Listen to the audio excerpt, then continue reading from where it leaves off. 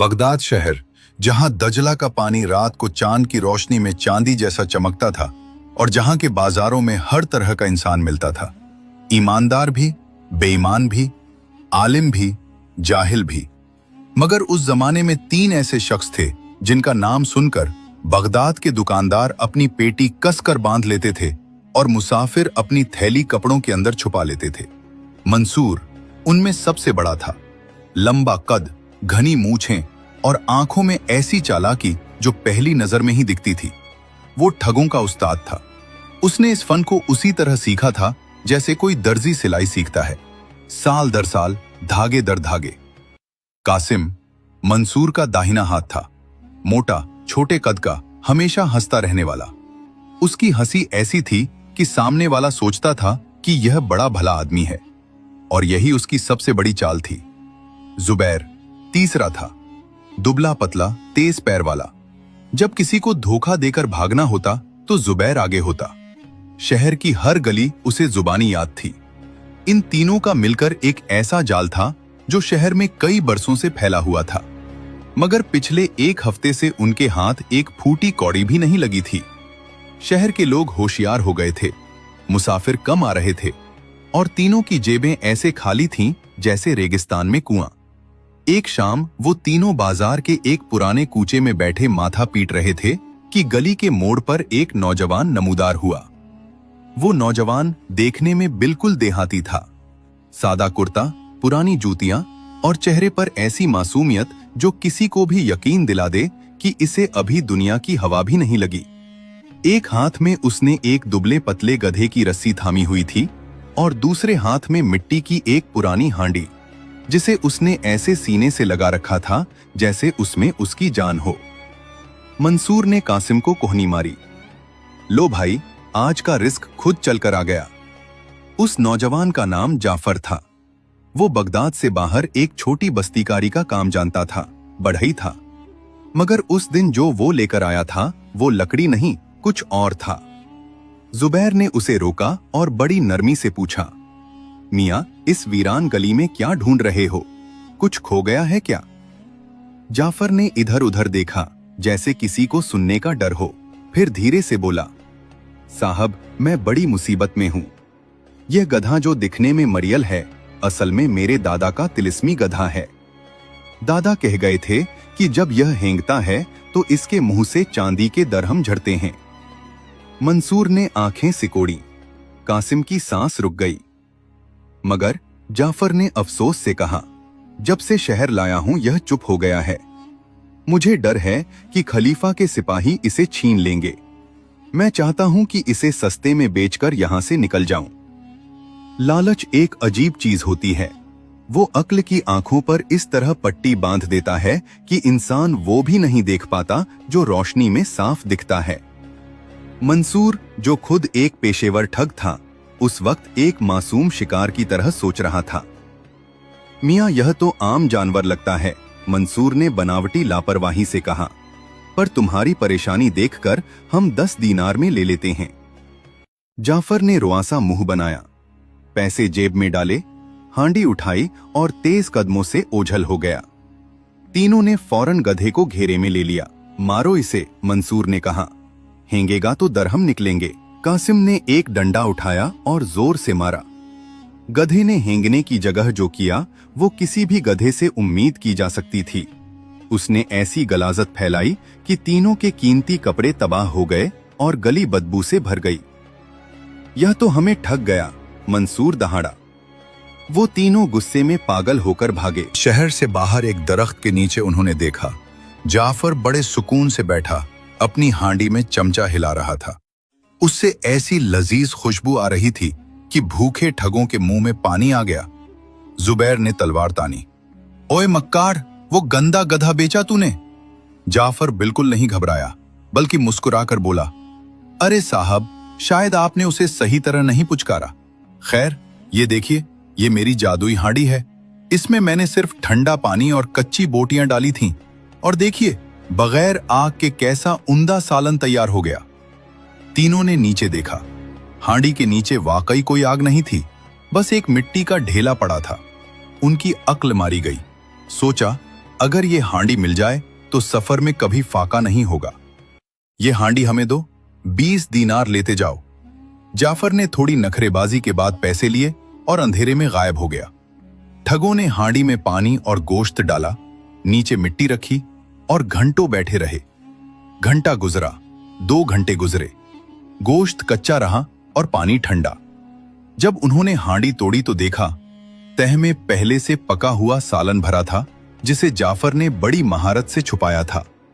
वो मिट्टी का ढेला महज धोखा था। उसने हमें दूसरी बार लूटा, मंसूर ने दांत पीसते हुए कहा। अब गुस्सा इंतकाम की आग बन चुका था। वो तीनों फिर निकले। इस बार जाफर एक नदी के किनारे एक खूबसूरत कुत्ते के साथ बैठा था।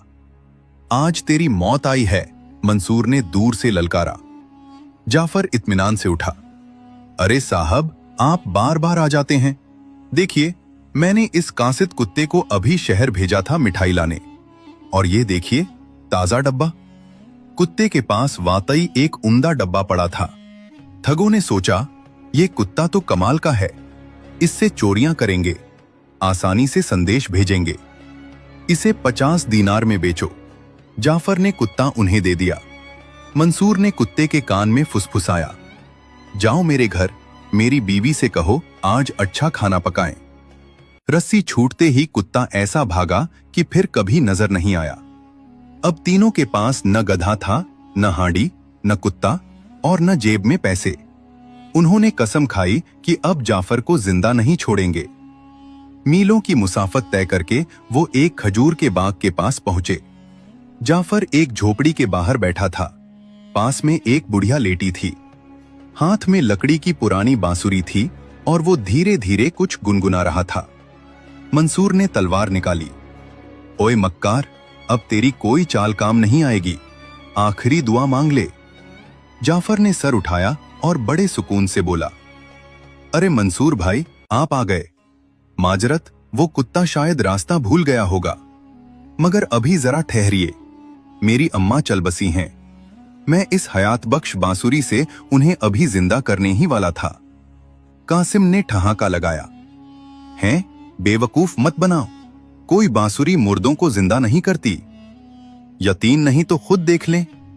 वो बुढ़िया, जो पहले से सिखाए गए नाटक के मुताबिक बिल्कुल साकित पड़ी थी, एकदम खामोश लेटी रही। जाफर ने बांसुरी उठाई और एक अजीब सी धुन छेड़ी। 2 मिनट बाद बुढ़िया ने एक लंबी जमाही ली, उठकर बैठी और फिर ऐसे नाचने लगी जैसे उसे नई जिंदगी मिल गई हो। तीनों ठगों की आंखें पथरा गईं। मंसूर के दिमाग में एक पूरी योजना बनी। अमीरों को मारेंगे, फिर इस बांसुरी से जिंदा करने का नाटक रचाएंगे, लाखों दीनार कमाएंगे। उसने तलवार म्यान में डाली। जाफर, तूने हमें बहुत जलील किया है, मगर ये बांसुरी दे दे, तेरी जान बख्श देंगे। जाफर ने बड़े नखरे दिखाए। साहब, ये मेरे खानदान की निशानी है। मगर जब मंसूर ने गले की सोने की जंजीर उसके सामने रखी तो जाफर ने मजबूरन बांसुरी थमा दी। ठग बांसुरी लेकर खुशी खुशी अपनी सराय में आए। आज इसका तजुर्बा करते हैं, मंसूर ने गर्व से कहा। कासिम, तू जरा लेट जा, मैं तुझे मारूंगा और फिर इस बांसुरी से जिंदा करूंगा। कासिम हिचकिचाया, मगर मंसूर के दबाव में आकर लेट गया। मंसूर ने एक भारी डंडा उसके सर पर दे मारा। कासिम बेहोश हो गया। मंसूर ने बांसुरी बजाई। 1 घंटा गुजरा, 2 घंटे गुजरे। कासिम के सर से खून बहता रहा, मगर वो नहीं उठा। जुबैर ने नब्ज चेक की। वो वाकई अल्लाह को प्यारा हो चुका था। धोखा, फिर धोखा।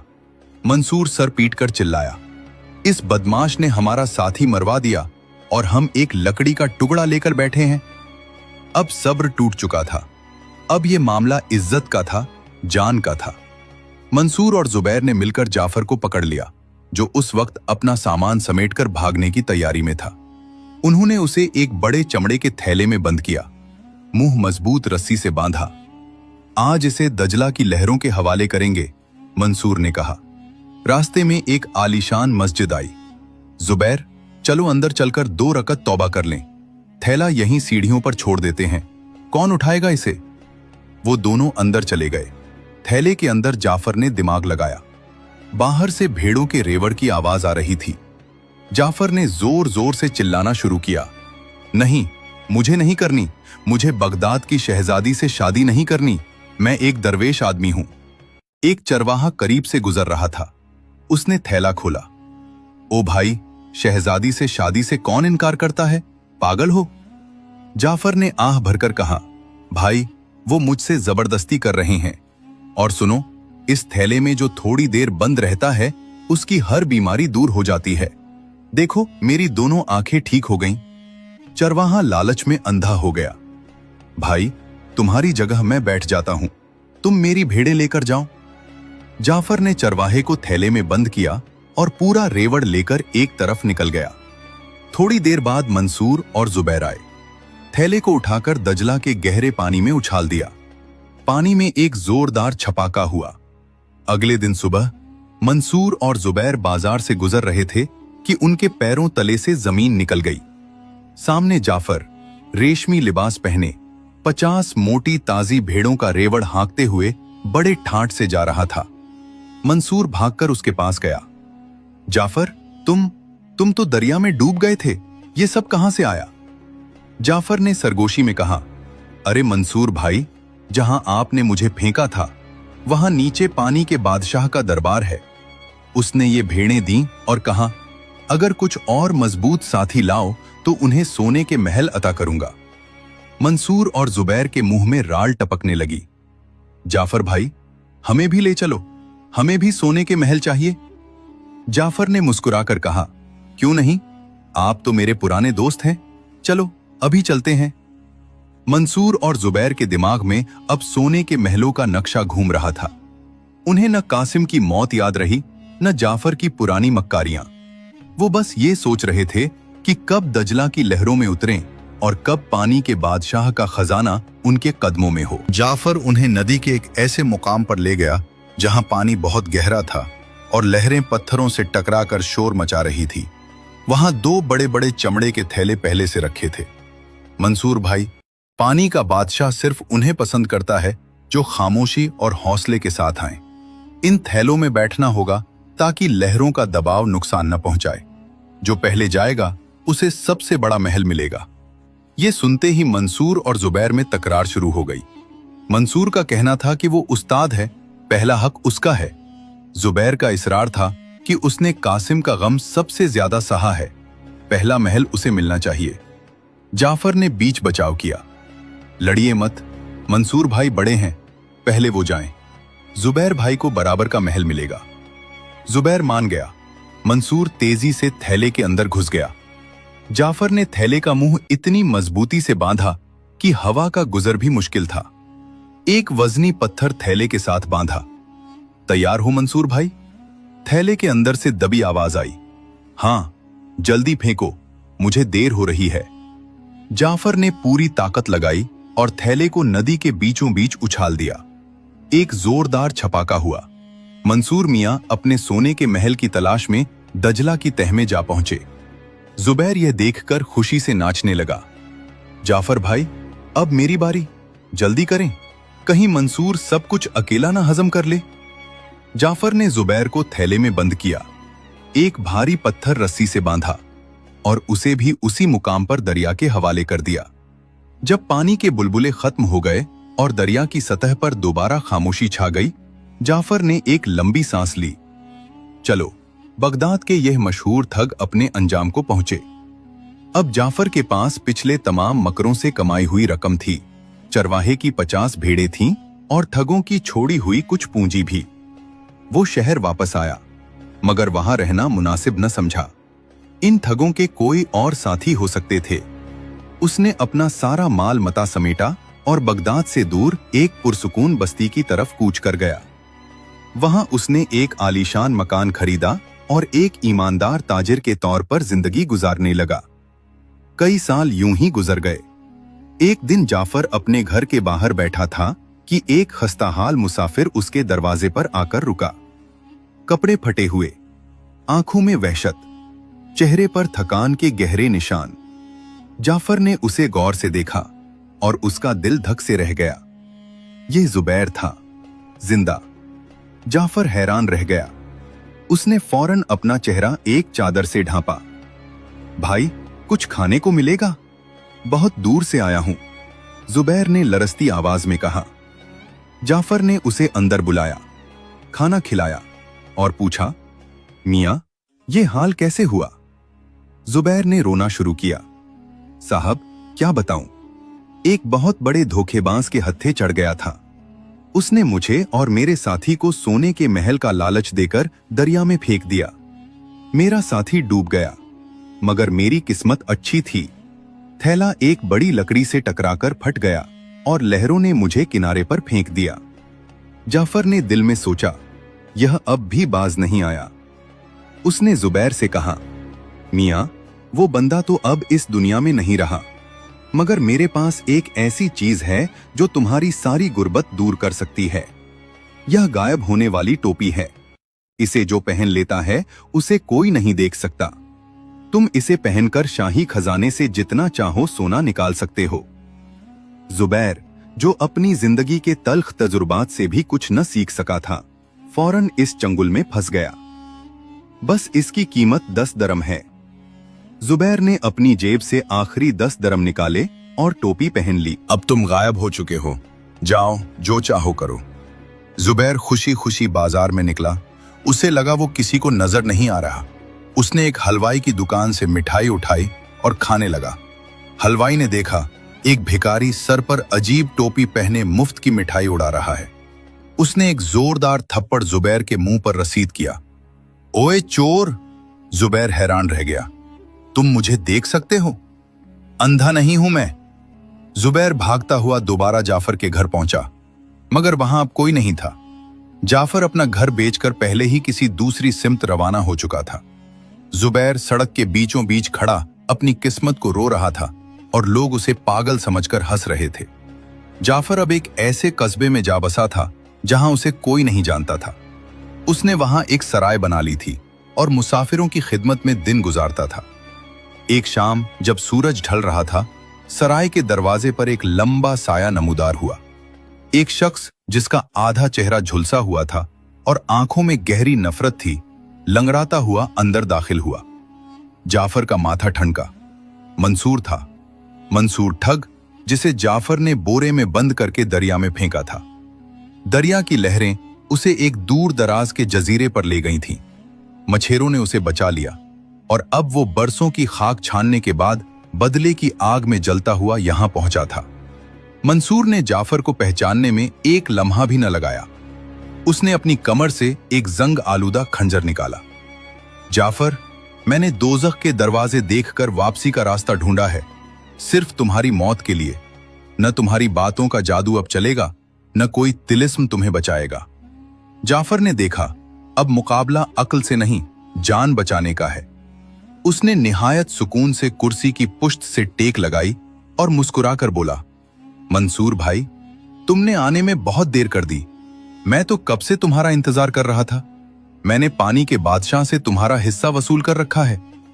मंसूर ठिठका। खंजर वाला हाथ थोड़ा ढीला पड़ा, मगर उसने दहाड़ कर कहा, अब कोई झूठ काम नहीं आएगा।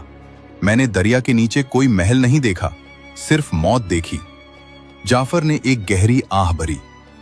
अरे नादान, तुम महल तक पहुंचने से पहले ही घबरा गए। 2 मिनट और सब्र करते तो वो दरवाजा खुल जाता। खैर, जुबैर तो अब तक वहां ऐश कर रहा है, क्या वो तुम्हें नहीं मिला? जुबैर का नाम सुनते ही मंसूर की हैरत की इंतहा न रही। जुबैर? जुबैर तो तुम्हारी गायब होने वाली टोपी पहनकर बाजार में पिट रहा था। जाफर ने हंसी दबाते हुए कहा, वो बेवकूफ वापस आ गया। उसे महल से निकाल दिया गया था। उसने वहां चोरी की कोशिश की थी। फिर जाफर की आवाज में नरमी आई। देखो मंसूर भाई, तुम मेरे पुराने उस्ताद हो। मैंने जितनी भी ठगी सीखी तुमसे ही सीखी। मैंने तुम्हारी सारी दौलत एक खुफिया तहखाने में महफूज रखी है। मेरे पीछे आओ, मैं तुम्हें वो जगह दिखाता हूं। मंसूर का लालच एक बार फिर बेदार हो गया। उसने सोचा, पहले सोना लेता हूं, फिर मारूंगा इसे। वो जाफर के पीछे सराय के एक तारीक कोने की तरफ चल पड़ा। वहां एक भारी लकड़ी का दरवाजा जमीन में धंसा हुआ था। जाफर ने वो दरवाजा खोला और नीचे अंधेरी सीढ़ियों की तरफ इशारा किया। नीचे जाओ, तीसरे कमरे में तुम्हारे नाम की मोहर लगी बोरियां पड़ी हैं। मंसूर खंजर संभालकर नीचे उतरा। जैसे ही वो आखिरी सीढ़ी पर पहुंचा, जाफर ने ऊपर से भारी तख्ता गिराया और बाहर से एक बड़ा ताला लगा दिया। मंसूर नीचे से चीखता रहा, दरवाजा पीटता रहा, मगर अब वहां कोई सुनने वाला नहीं था। जाफर ने बाहर आकर इत्मीनान से अपनी चादर झाड़ी। करीबी थाने के कोतवाल को इत्तला दी कि उसके तहखाने में बगदाद का एक खतरनाक इश्तहारी डाकू छुपा हुआ है। सिपाही आए, मंसूर को जंजीरों में जकड़ लिया। मंसूर जाते जाते जाफर की तरफ देखकर बोला, तुम तो हमसे भी बड़े ठग निकले। जाफर ने मुस्कुराकर जवाब दिया, मंसूर भाई, मैंने कभी किसी ईमानदार को नहीं लूटा। मैंने तो बस उन लोगों को आईना दिखाया जिनकी आंखों पर लालच की पट्टी बंधी थी। तुम लोगों ने पूरी जिंदगी गरीबों का माल मारा, मैंने बस तुम्हारा माल तुम्हें ही बेचा। उस दिन के बाद जाफर ने ठगी का काम हमेशा के लिए छोड़ दिया। उसने सराय का दरवाजा मुसाफिरों के लिए खोल दिया, थके हुए राहियों को पानी दिया, भूखों को खाना दिया और अपनी बाकी जिंदगी लोगों की खिदमत में गुजारी। वो अक्सर आग के गिर्द बैठकर लोगों को यह किस्सा सुनाता था, इंसान का सबसे बड़ा दुश्मन उसका अपना लालच है। लालच वो आग है जो इंसान के अंदर से जलाती है और जब तक जलाती है तब तक इंसान को पता भी नहीं चलता। बगदाद की गलियों में आज भी यह दास्तान मशहूर है। मंसूर जेल की सलाखों के पीछे अपनी हिमाकत का हिसाब देता रहा। जुबैर बाजारों में दीवानावार गायब होने वाली टोपी ढूंढता रहा और कासिम, वो तो पहले ही अपने लालच की भेंट चढ़ चुका था। सच है, जो गड्ढा दूसरों के लिए खोदा जाए, बंदा खुद एक दिन उसमें जरूर गिरता है।